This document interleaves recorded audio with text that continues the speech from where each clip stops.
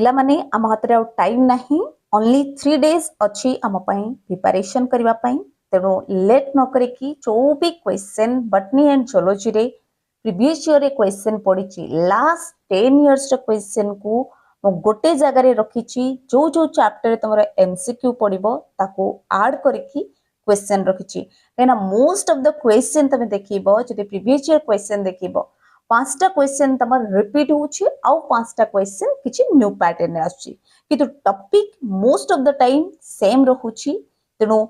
video रो link already मु दे दीछि पिला माने जाके लिंक रे क्लिक करके लास्ट पर्यंत देखो बोथ बटनी एंड जोलॉजी रे तमे क्वेश्चन देखा पाइबो